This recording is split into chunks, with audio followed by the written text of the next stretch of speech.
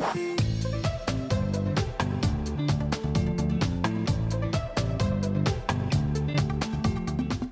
evening and welcome everyone. My name is Sochita Chang. I am a TA at LSAT Unplugged Prep course, and I've been a course member for a little over a year now. And this evening, I'm happy to be joined by our guest, Nicole Miller from Washington University of Law in St. Louis. So let me just give you a brief introduction about Nicole. So Nicole is a second-year law student at WashU Law. She received a Washington Award Dean's Fellowship for merit-based full tuition scholarship. Nicole has quite an impressive background. Not only that she is a significant member at WashU Law, she is also a member of the National Moot Court. She received Excellency in Oral Advocacy Award and won multiple Outstanding Attorney Awards for best performances in public speaking and argumentation in courtrooms. So welcome, Nicole. Thank you so much for being here. Why don't you go ahead and tell us a little bit more about yourself and your areas of focus in law school and why law as a career? Yeah, well, thanks so much for having me. It's a joy to be here. I've partnered with LSAT Unplugged before. A little bit about me on top of what you already said, which thank you very much for the nice introduction, is that, as you said, I'm a second-year law student. I'm actually taking my last exam of my second year tomorrow. And my focus throughout law school has been criminal prosecution. So this last semester, I was in the Prosecution Clinic. Last summer and this summer, I'm doing a prosecution internship. That is the reason that I'm in law school, because you kind of have to be in order to be a prosecutor. So that's been my focus the whole time. Another big component of my experience in law school has been my YouTube channel called Life as a Law Student. So if anybody wants more advice on specific topics, including the LSAT, you are welcome over there. I have, I think, like 130 videos or something on every single topic I could think of and continue to think of as I go through law school. Wow. Wow. Just clinics. I have so many questions about that. I'm just curious to see, like, did you know that you always wanted to go to law school during undergrad or before that? Yeah, I grew up with the very typical, like, parents who always said, oh, she's going to be a lawyer, because I argued all the time. And I always liked that idea of being the arbitrator of justice and figuring out what was fair.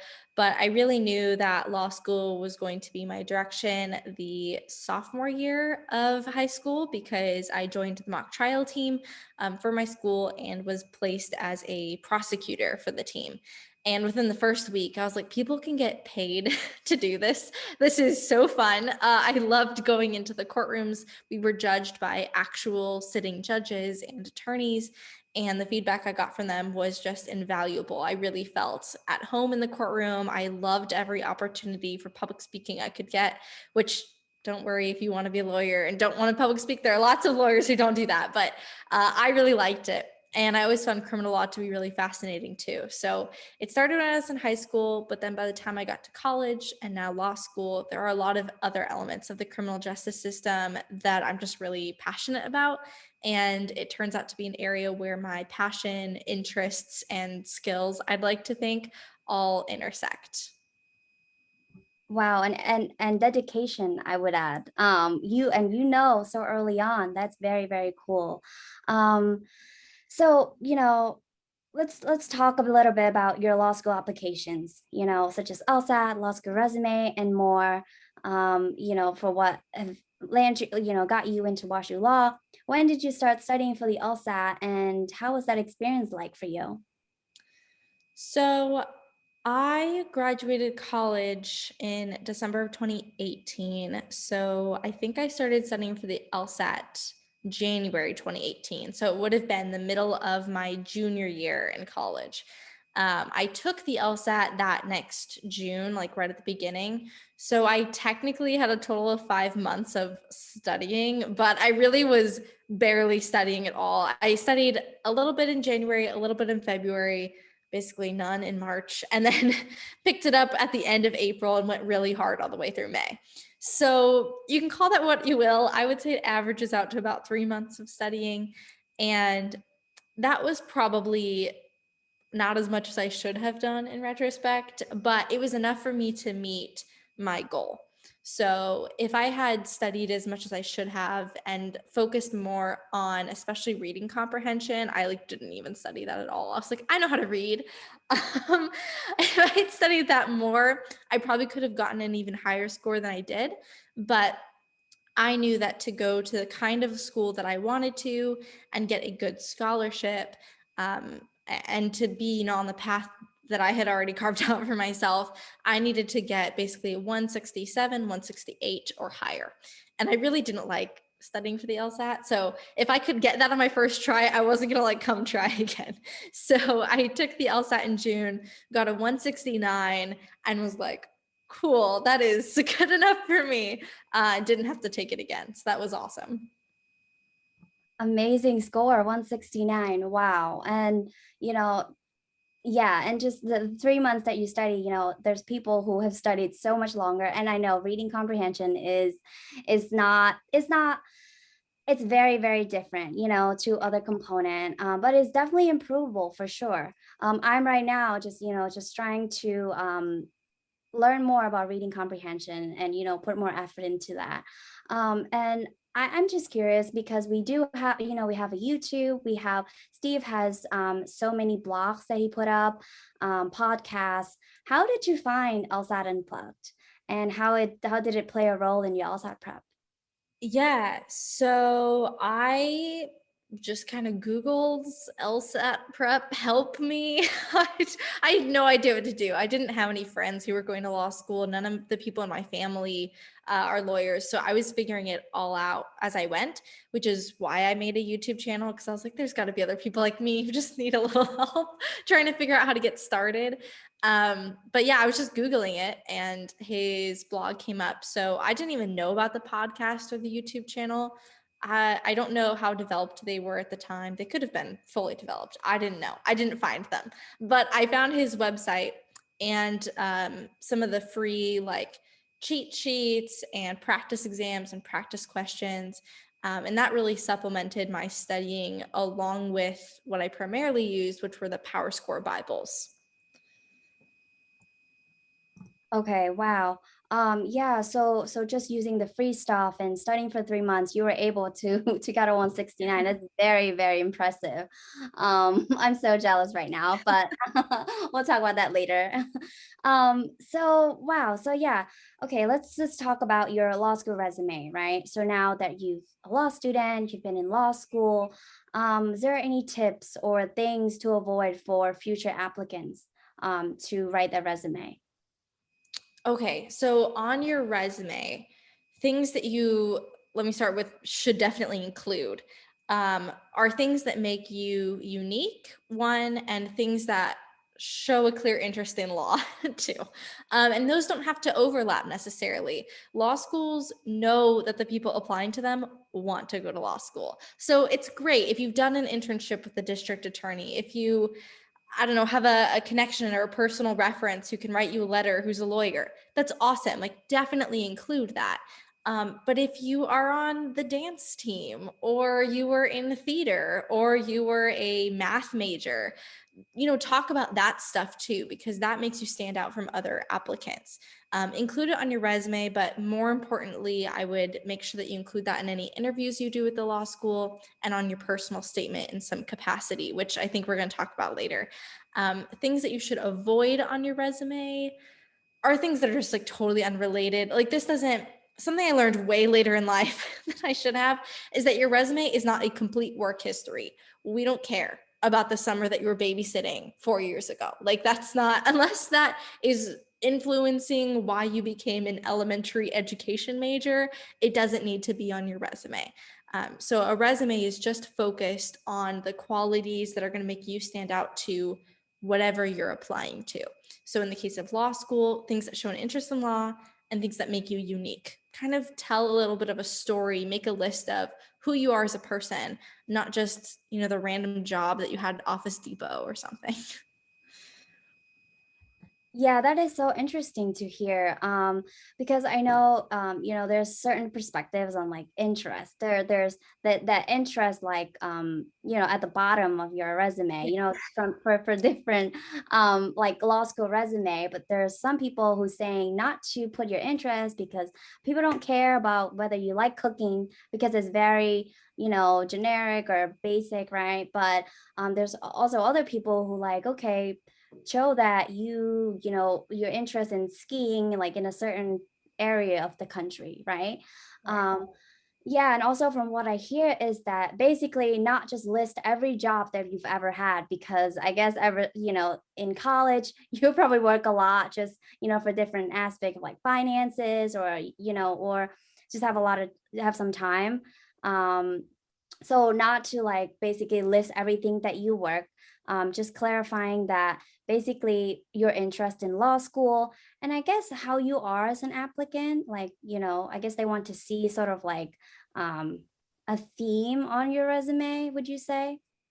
Yeah, I think that's a really good way of thinking about it. And, like you're saying, no matter what you do, you're not going to please everybody. Always, there's going to be personal preferences involved. But at least at WashU, they like, if you don't have an interest at the bottom of your resume, they'll put one there for you. So at least for WashU, like they want to see that. They want to see what makes you different from everybody else who's applying. And I think that's more and more true at the higher level of school that you're applying to, because you get to a point, not that I got into any Ivy League schools, but if you're applying to one of those, everybody's smart, right? Like we got that covered. What are you interested in? Like, who are you as a person? What diverse perspective are you going to bring? Even if you're like me and I have no diversity in my family or blood, so my diversity has to come from my interests and the perspective I'm going to bring to a classroom. That's one of the reasons that I talked a lot about my religious background and how I went to a faith-based school that really influenced my worldview and influenced who I was going to be as a student in the WashU classroom. So that's something that I talked about and I think helped differentiate me from a lot of other candidates. That is an excellent response. I know, a lot of us who have no idea like what direction to go, whether to put the interest or not. But thank you so much for clarifying that. And you're so right, because like, you show this on your resume, you work, you go to school, you this, but what are the things that you do besides all of that? Who are you as a person? And yeah, that's such an excellent response. So in your other interviews, you've talked about your personal statement. For those who don't know, how many people have looked at your personal statement, and how did you come to finalize the topic that you want to write about? Yeah, those are hard. Personal statements are really difficult. And looking back on mine, I could have done a much better job than I did. But I think the thing that I did well was exactly what you're alluding to in your question is I kind of brainstormed a short list of topics that I was like, maybe I could talk about this. I can think of a story that I can relate to my interest in law here. And I sent it out to my friends and family and was like, what do you think? And a lot of them were like, this is stupid. Like, this doesn't teach me anything about you, Nicole, or why you want to be a lawyer.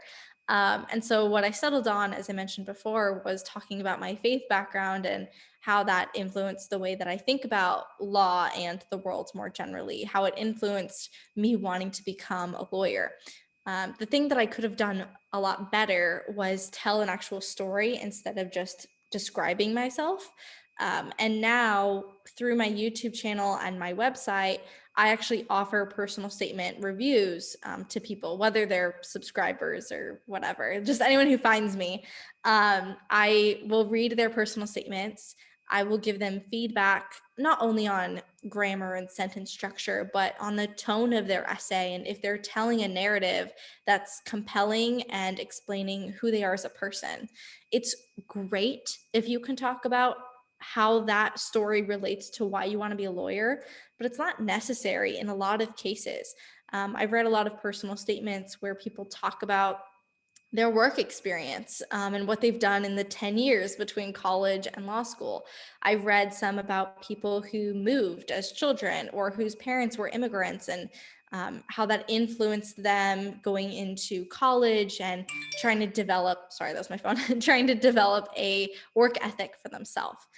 So it's really finding a topic, and it might take a couple tries, that encapsulates a major part of who you are.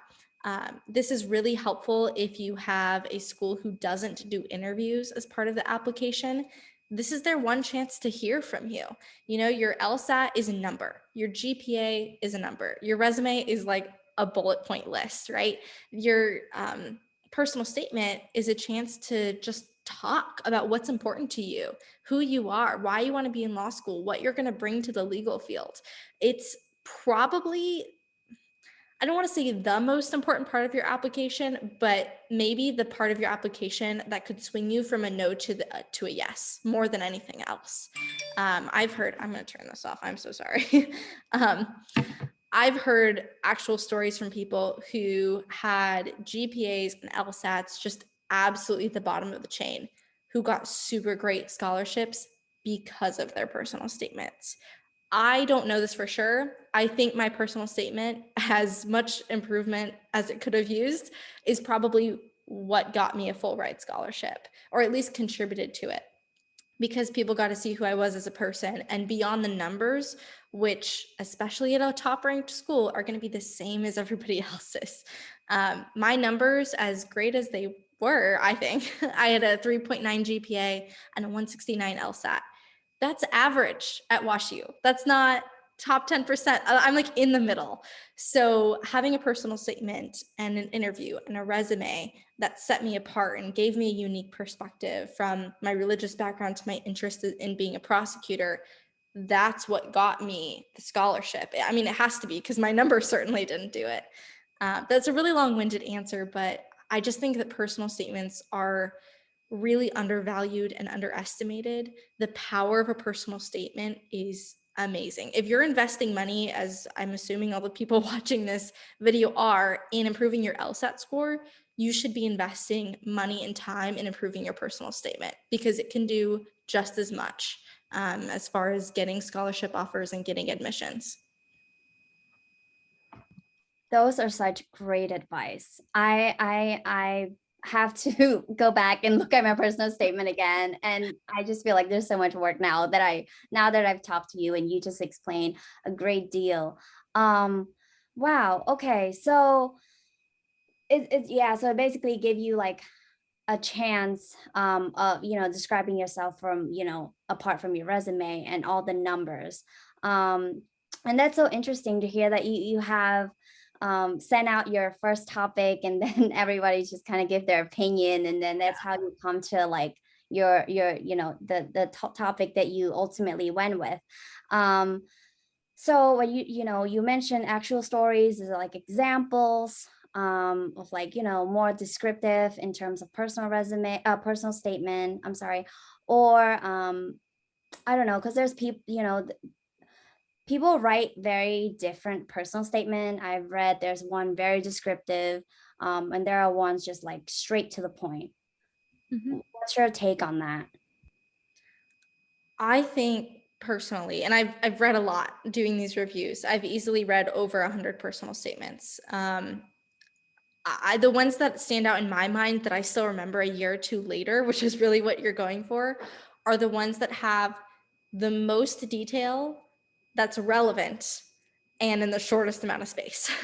So that's why I think having an editor or a reviewer, whether you're paying somebody like me or you're just giving it to your mom or whoever it is, you want somebody who's going to be really honest with you and say, this whole paragraph, not necessary, but that detail, I want to hear more about that. And then really whittle it down to those like really poignant parts of your statement.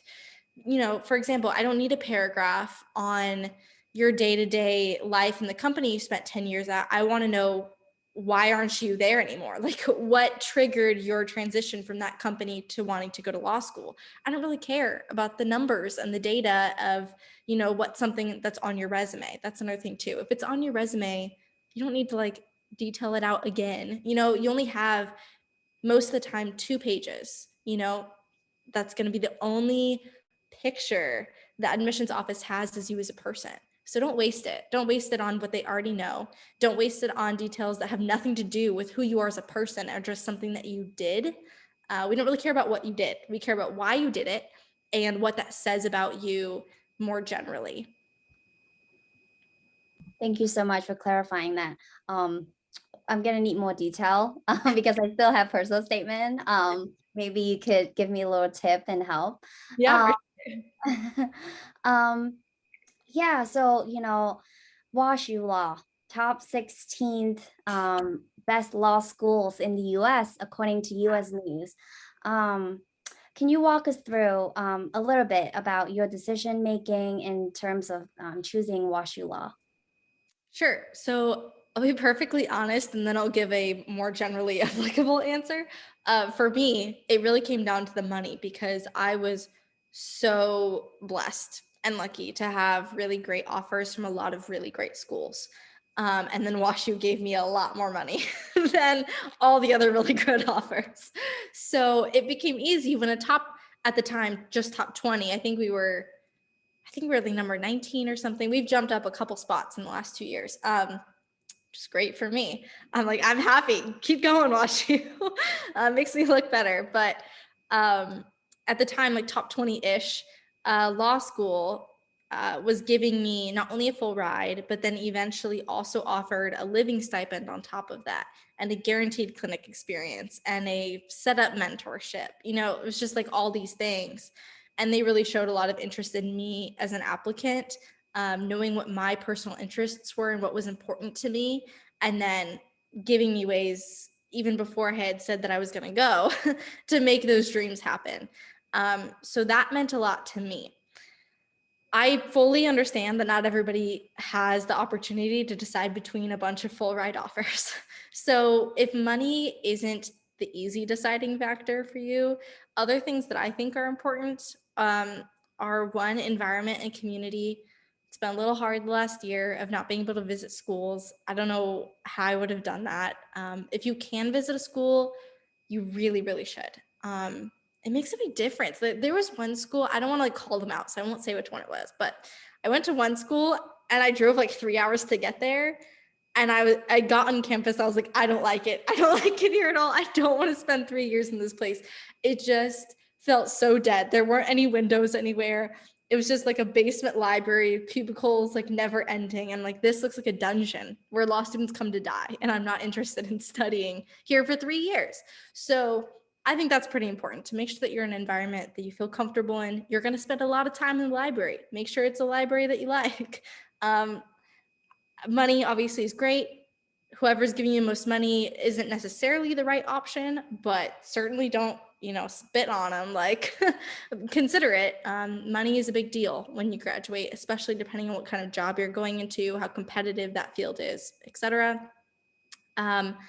I think that practical experience is super important too. That was one thing I was looking for. Washington University was in the top 5 clinical programs of the United States at the time. I don't know where it is now, but we have like over 15 clinics and externships that people can do, including 3 in criminal law, which is pretty rare. Most of the schools I was looking at didn't have anything in criminal law.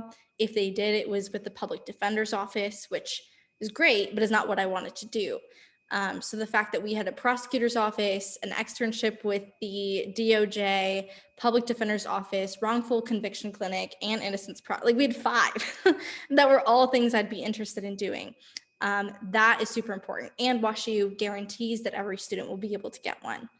WashU also has stuff like a semester in practice where you can spend a semester just doing an internship. You don't have to go to class. Like, that was really appealing to me. You could do a semester abroad, like study abroad, but for law school. That's awesome. So it's really like looking at what that school is going to offer you, what they're going to guarantee you, and then kind of how they treat their students, which I think is pretty evident in the admissions process as well.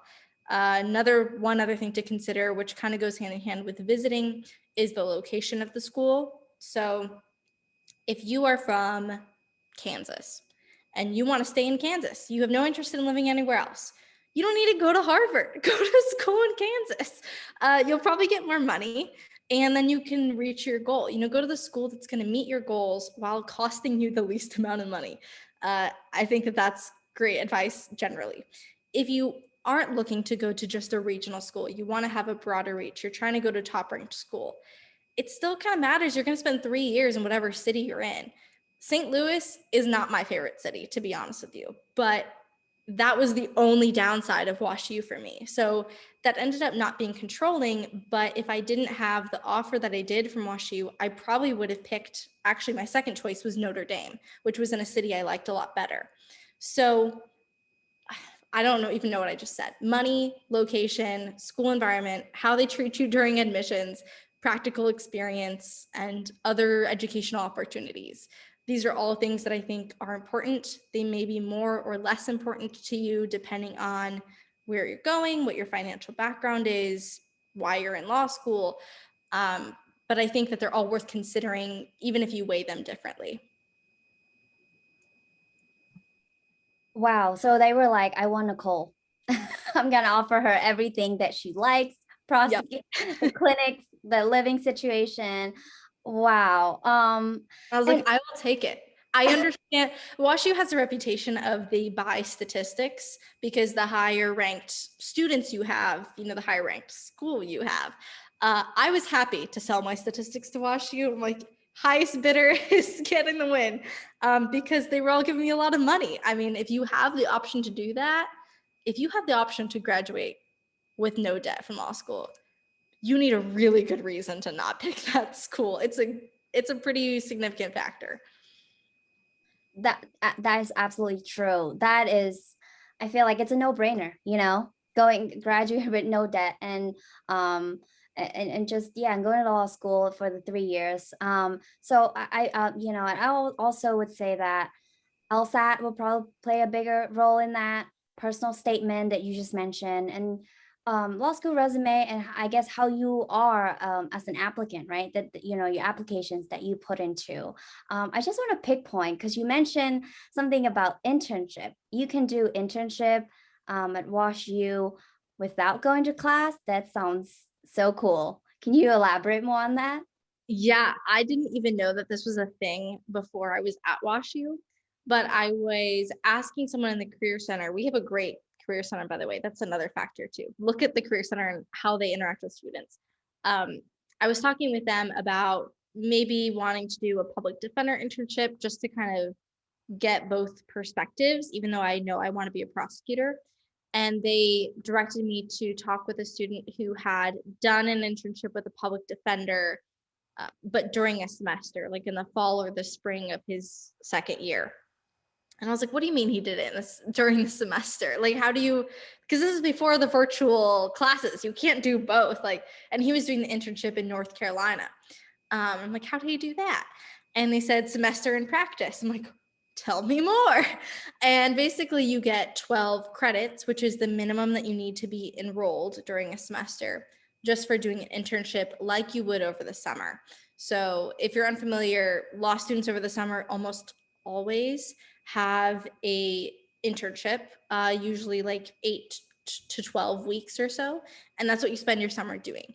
Unless you're in public interest, you usually get paid. If you're doing what I do, you usually don't get paid, but your school might give you a stipend. And over the semester, I would assume that you're just taking classes, but WashU has a program where you can just do the internship like you would over the summer, over the semester for class credit. I'm like, why isn't everybody doing that? I would so much rather be in an office pretending to be a lawyer than being in class. Like, that's like a no-brainer to me. So yeah, the only downside is that you have to take, a couple extra credits a different semester to make up for it, to graduate on time. So I worked really hard my second year. I took a lot of credits so that next semester and next spring semester, when I'm doing my semester in practice, I only have to take 12. Oh, wow. That just sounds like yes to me, internship. Yeah. And not go to class and pretend to be a lawyer. Don't we all? Once in a while, pretending to be a lawyer, right? Um, That is so cool because you get, I feel like, I don't know how early, probably not 1L, probably not first year, you probably can or cannot, Right. I'm not sure. But Yeah. maybe Oh, okay. Sorry, I didn't even interrupt you. I just say your first year pretty much at, I want to say every law school, I'm going to totally get like dinged for like one who's an exception, but pretty much every law school, your first year classes are already set for you. You're going to take legal research and writing, contracts, torts, property, con law, crim law, and civil procedure. That's what everybody takes their first year. Maybe like one or two classes are different, but pretty much everybody, that's what you're going to take. Your second and third year, for the most part, are totally elective. You get to choose what classes you're taking. So if I just choose to take a bunch of classes my second year, then my third year, which is my plan, COVID pending, is to do study abroad in the fall and semester and practice in the spring. So I wouldn't be in any classes at WashU next year at all. But again, I don't know how the fall is going to go. We'll see. yeah, so let's talk about that from your experience, right? What are the differences between, law school environment and college environment? Um, and I guess also 1L and 2L, right? And in terms of the preparation. Okay, so college, you have a greater variety in work. Your projects might be speeches or presentations or a test or a quiz or an exam or a paper or a poster. I had to do a poster for a class. You have all kinds of different things that you're doing. You have your English class, you have to read 50 pages for the night, and then you have to write a paper for your communication class, and you have to prepare a play for your theater class. I don't know. This is like my last semester in college. I don't remember all my other classes. But you're doing a bunch of different kind of things. In law school, you're just doing a lot of the same thing, which is reading cases. That's all your homework, at least for the first year. It changes a little bit your second and third year, but not by a lot. You're usually just reading. And it's really hard your first year. No matter how smart you are, no matter how great you did in college, you're kind of weird if you don't think that 1L is incredibly difficult, because you're not just learning a bunch of new things about the law in 4 to 6 different areas that you've never studied before, but you're also learning how to learn about them in a different way than you've ever learned anything before, because you're learning to read cases, analyze them, and talk about them, not just about what happened, but how you would apply what happened to a totally different set of facts. So that analytical process is what lawyers do. It's a common saying to say that law school doesn't teach you about the law, it teaches you how to think like a lawyer. It's really cliche, but it's totally true. I don't know anything about the law. Like, don't ask me any legal questions. I don't know the answer. But I know how to analyze a fact pattern. So it's really different, because law school, you have just a lot of the same thing, and that thing gets really boring and it's really hard. And sometimes you just don't want to read cases. Whereas college, if you didn't like something, you could just move on to the other kind of project that you had to do. So that's the big difference between college and law school. I don't know, depending on the college that you went to, it might be the same or more amount of work, but it's different kind of work. And then 1L to 2L really depends on what classes you're taking. So if you take more doctrinal classes, which is usually like a 3-credit class where the professor is lecturing a lot, you read a lot of cases, you get cold called, classes that are very similar to 1L, then your homework's going to be really similar to 1L. But you also might take seminars where your grade is more on class participation or short papers or one long research paper. So your upper class years are an opportunity to kind of vary up your work a little bit, but they're not easy classes. The more different the work, now you're like not used to it. That was a big thing for me the last year. I was like, how do I give a speech again? How do I write a paper again? It's been a minute, because I just had a whole year of just reading and not writing anything substantial. So yeah, that can be hard too. Yeah, it's a lot of work, and it's a lot of different work, and you have to do work in a different way. So it's difficult, but if you are feeling like it's difficult, you're definitely not the only one. It's difficult for everybody. So from what I'm hearing is that 1L, they'll kind of pick classes for you, right? So, you just going with the classes like everyone else who, are in their 1L. How would one prepare for 1L?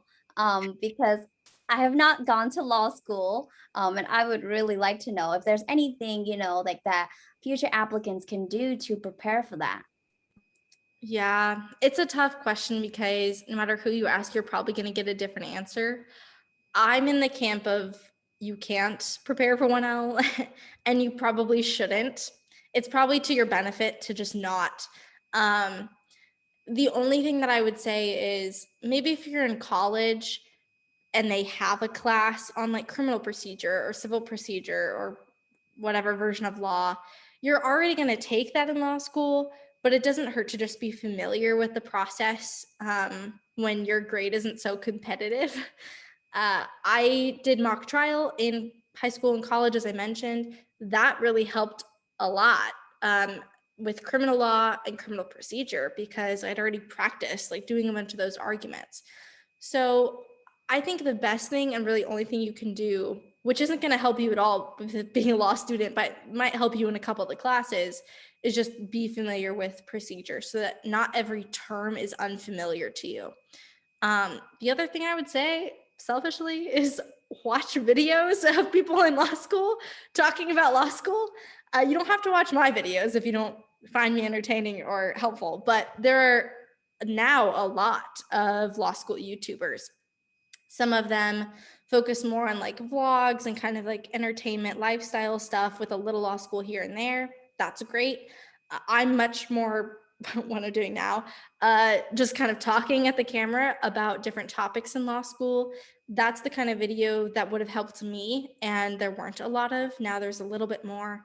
So I think just the more that you can learn the questions to be asking, the better off you're going to be. But part of learning that is learning that you're not going to be prepared. That's just part of it. Law school is kind of like a hazing for lawyers. So you're just going to come figure it out as you go, and just be okay with not understanding everything the first time around. Because people who are going to law school are so smart. Like they're used to being at the top of their class. They're used to knowing what's going on. And you're just not going to in law school. And that's okay.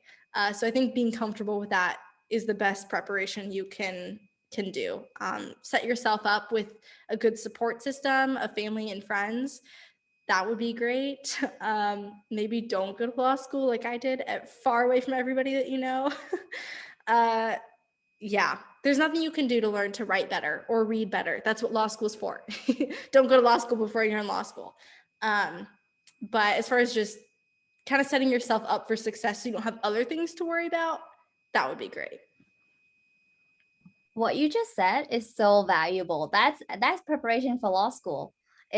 I love the idea that like don't go to law school before going to law school.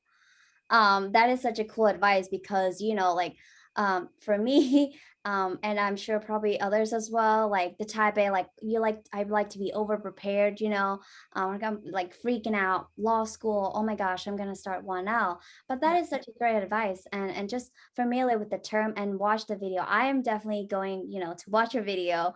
um Life as a law student, right? Yeah. um Yes, for sure. Because I'm also like you, I would love to just have somebody talk to me and and tell me what it's like in law school. And that will best prepare me for law school. Um, so you mentioned about homework. I did not know that you do have homework in law school. Oh, really? Well, it's kind of this cloudy, like where people, I've heard like, oh, you study all semester and you just take this one final. So Mhm. I'm thinking like, okay, no homework, but if it's no homework, it sounds like it's going to be a lot more work because you never know like whether what you like do is right, how you study is right or right information. Can you tell us more about that? Yeah, so you do have homework. It's just not graded. So it's kind of like you better do it or you're really going to get a bad grade at the end. Um, but your approach to it is going to be different, right? You don't have to, like, if you have 5 cases to read, and you read 4 of them. The next day, unless you get called on for that 5th case, that might be embarrassing, but it's not going to do anything to your grade. What's going to happen to your grade is if there's a question on the exam related to that case that you never read 3 months ago. So law school is really just every semester you're studying for one test. And the homework is kind of chopping up the bits to study at a time. And then at the end, you kind of have to cram and remember the things you studied, 2 to 3 months ago. But the whole time, that's the goal. So whatever you need to do to be prepared at the end, whatever that means for each individual day and week, like, you do you. I think law school does have one thing right in that if they are going to test you that way, you have to do these chunks as they give them to you, because after like 2 days, you're just never going to catch up because it's a lot of reading. And especially your first year, you have a lot of classes. So, it wasn't uncommon for me to be doing 150 pages of reading a night, which for cases, it's a lot.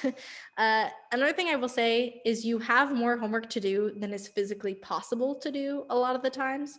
So in cases like that, you need to have some kind of study strategy of, am I going to use an online resource that summarizes cases for me? Am I going to just take really good class notes and not read it and hope that I don't get called on? At the end of every week, am I going to convert my written notes to a Word document and catch up on whatever reading I missed? There are different strategies that work for different people. I've learned that you don't have to actually spend an hour reading every case, but you don't know that, your first year. Your first year is to teach you like what works best for you. So now it takes me 10 minutes to read a case that used to take me 60 because I know what I'm looking for. But your first year, you're just not going to know that. So I would be as thorough and detailed your first year as you can be. Trust that you will figure it out. It took me so much longer than I think it took a lot of people, but especially by your second year, you'll know how to read a case. You'll know where the holding is, where the relevant reasoning is, and you'll know I can skip all the jurisdiction and extra case law because it doesn't matter. I'm not going to be asked about that. It has nothing to do with what I'm learning for this class. So hopefully your law school in orientation will give you a little bit of a sense of how to read a case, how to find relevant facts, but it's just going to take time and practice to figure out what works best for you in studying for that ultimate final exam.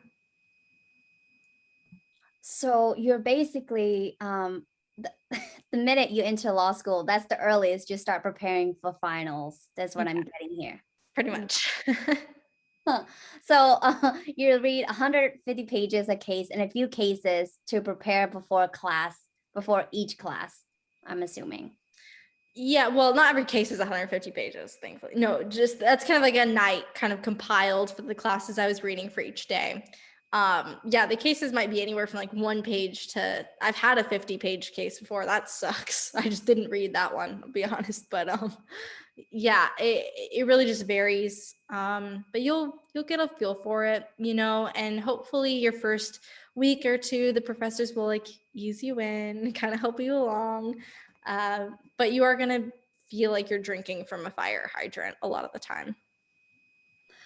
Wow. So homework all throughout 3 years of law Yeah. school. Oh wow. And on top of like say second year, or are you doing the internship, then you won't have classes, but which is smart. I'm taking mental notes. That's what I think about. Yes, no homework. Great.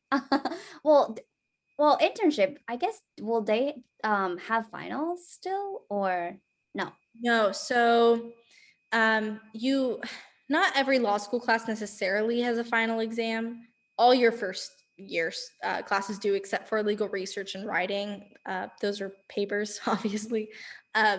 But your second and third year, like I mentioned before, you might have a doctrinal class, but you also might have like a practicum or a seminar.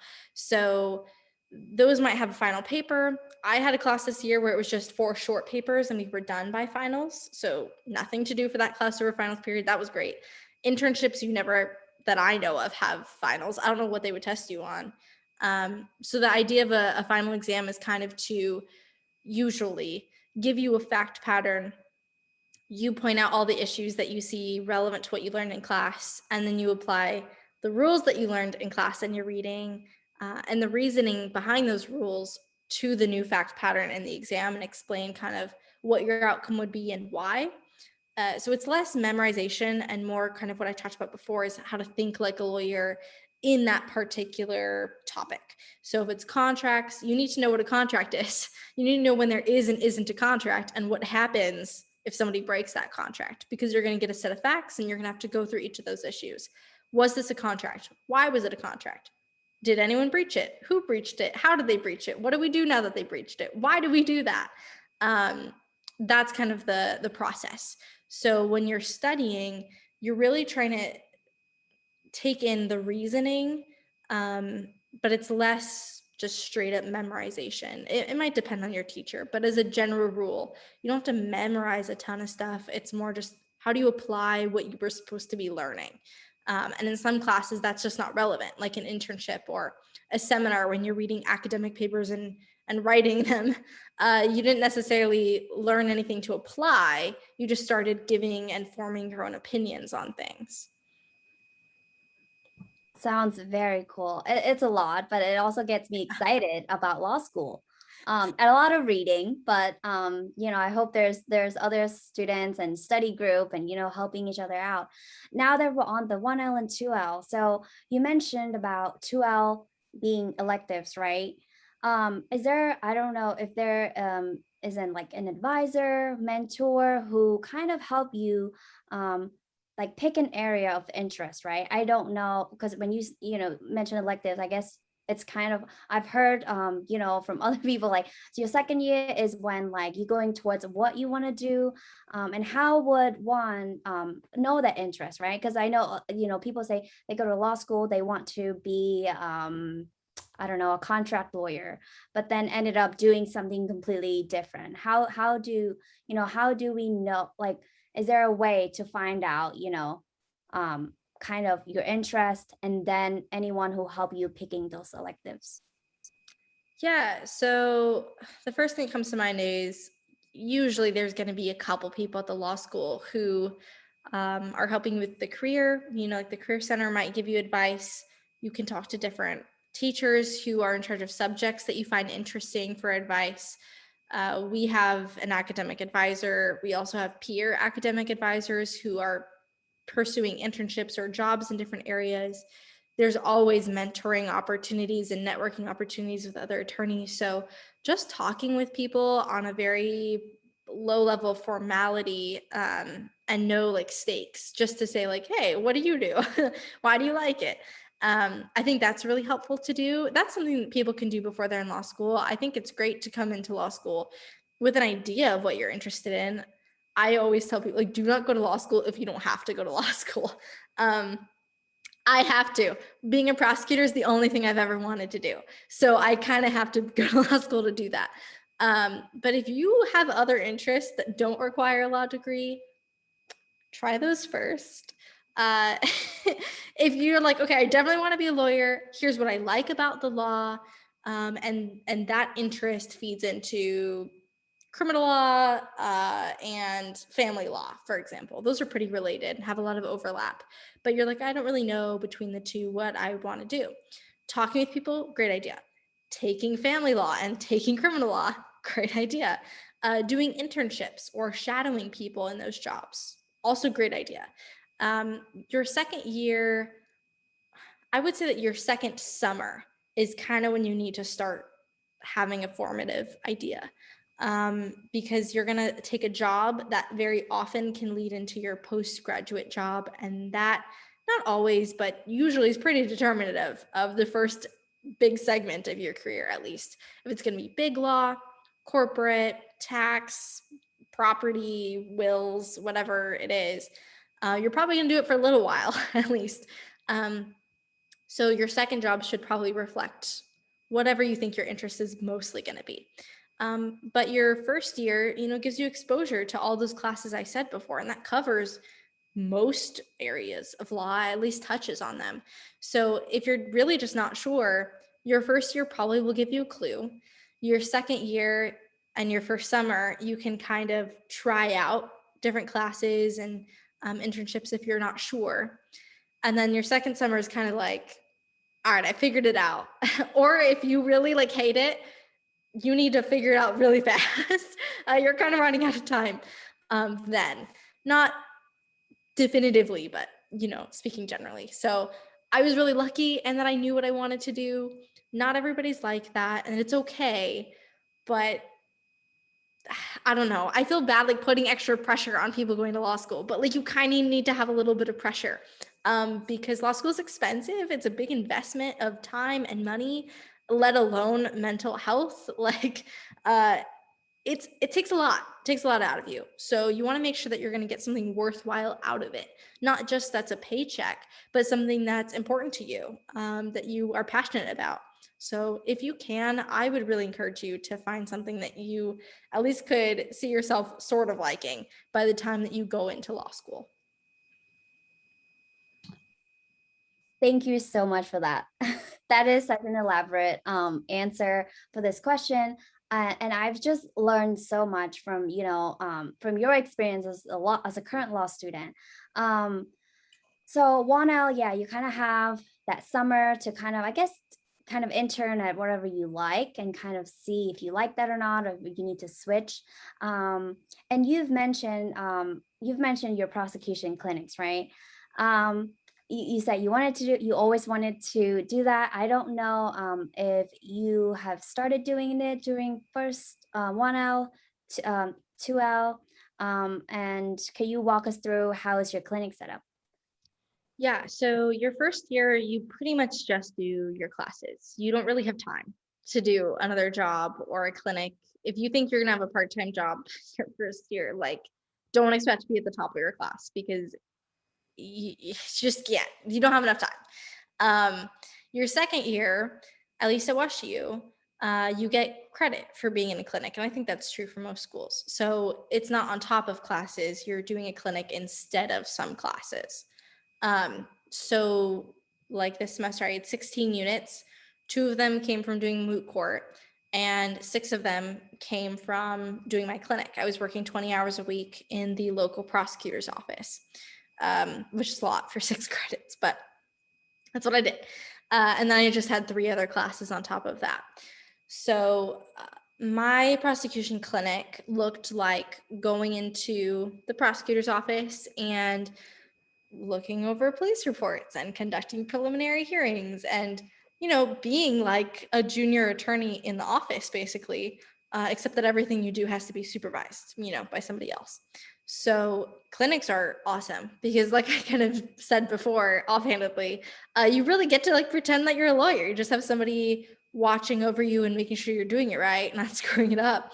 A lot of clinics, you're not going into an actual office, but you're working for something public interest, like housing. So people who have housing disputes might come to the law school seeking a student attorney to help them.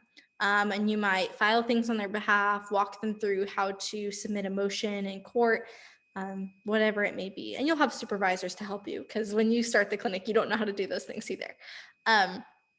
But there's housing, there's usually small business stuff. Immigration is becoming a really popular topic for students to help with. Like I mentioned earlier, public defender or an innocence project where you're working on appeals, or somebody's first appearance in front of a court. Those are all really great places to get practical experience.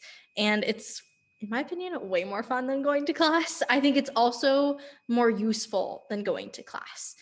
Because that's another opportunity to try something out that you don't know whether you like or not. You just get your credits and go. Like, if you hate it, you still got your credits. You're good.